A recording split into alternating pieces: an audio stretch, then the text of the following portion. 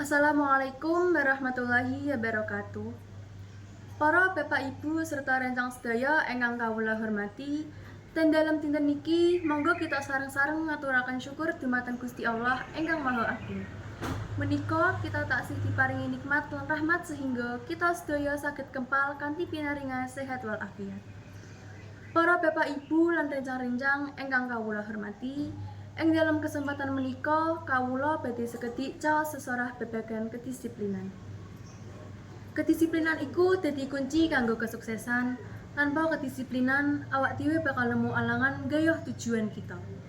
Disiplin ora mung kanggo netepi aturan, nanging uga kanggo kontrol awake dhewe. Kita kudu bisa ngontrol emosi, ngontrol wektu, lan ngontrol tumindak.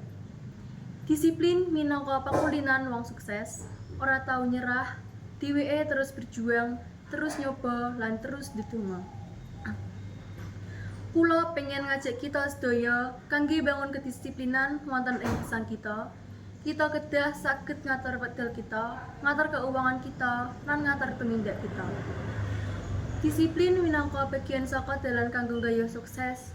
Tanpa disiplin, kita mboten bakal saged gayuh tujuan kita. Cekap semanten ingkang saged kawula aturaken, mugi-mugi sesorah niki saged bermanfaat kangge kita piyambak. Kirang langkungipun kawula nyuwun pangapunten ingkang kathah. Wassalamualaikum warahmatullahi wabarakatuh.